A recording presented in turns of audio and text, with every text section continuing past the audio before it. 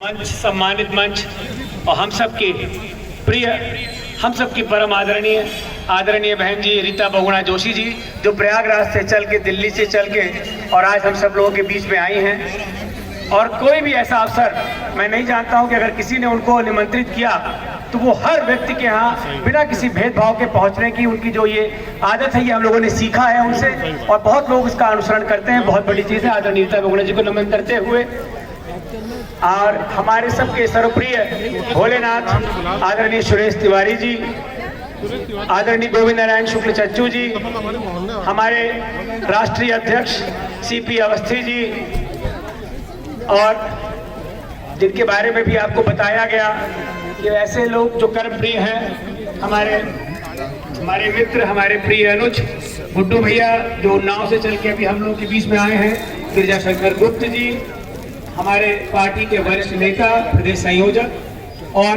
कमल किशोर जी जिनसे हमने बहुत कुछ सीखा है और बहुत कुछ आगे सीख रहे हैं, ऐसे कमल किशोर जी, और सबसे उधर जो कैप्टन एस.के. द्विवेदी जी ब्रह्म सागर के, जिन्होंने इस अपना जिस समय उनका कार्य संपन्न हुआ, सेवा कार्य के बाद उन्होंने अपने कार्य को और तेज कर दिया, द्रुत गति से आगे बढ़ाया और एक ब्रह्म सागर के रूप में सेवा का कार्य प्रारंभ किया। ऐसे हमारे बीच में कैप्टन एस.के. द्विवेदी जी। साथियों, कई बार ऐसी परिस्थिति होती है कि अंबर बरसे धरती भीगे जाने सब कोय, और धरती बरसे अंबर भीगे जाने कोय कोय।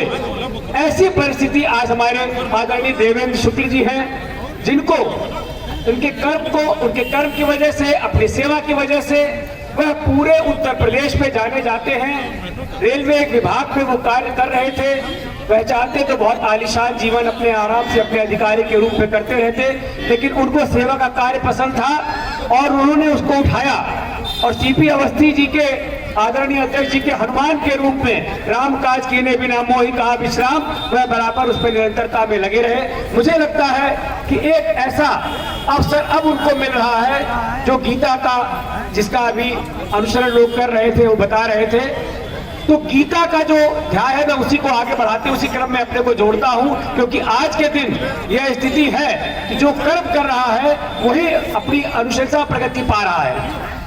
आप देखिए कि जिस कृष्ण का जन्म जेल के कारागार में हुआ, वह कृष्ण किसी तरह से अपने आप को, उनका बाल्यकाल से ही संघर्ष झेलते रहे और वह संघर्ष करते करते 14 वर्ष में उन्होंने कंस का संहार किया।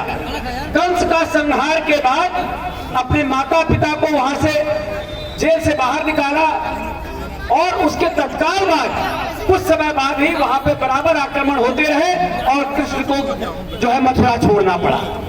पूरे जीवन काल में एक ऐसे कृष्ण ने सिर्फ 3 बार शस्त्र उठाया है।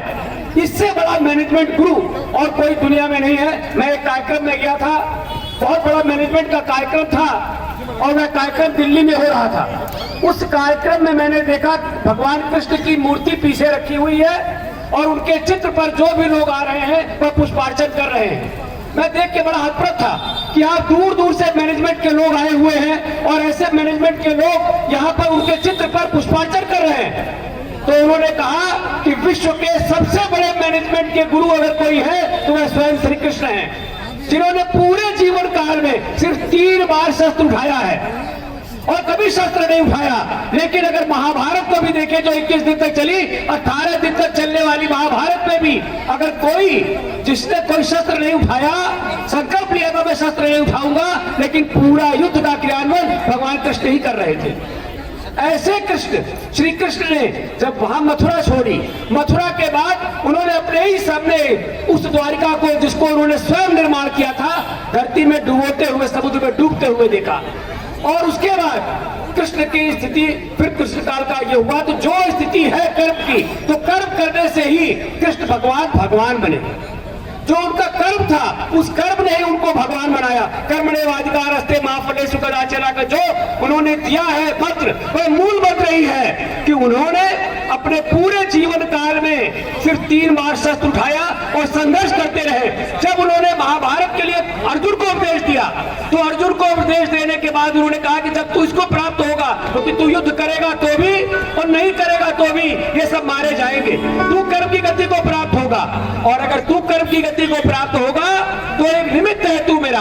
और उसके बाद जब वो युद्ध होता है, युद्ध के बाद जब वो जीतते हैं, जीतने के बाद वो माता कुंती के पास जाते हैं, पूछते हैं माता तुम्हें क्या चाहिए? तो जो कुंती ने उनसे कहा वह बहुत ही अलौकिक है।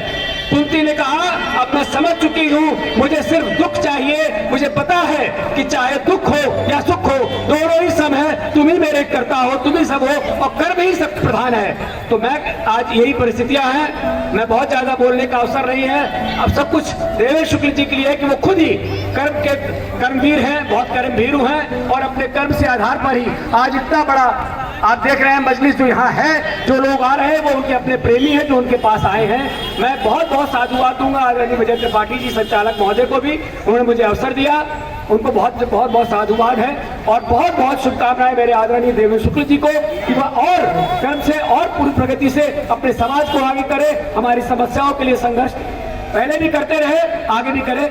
जय हिंद, जय भारत।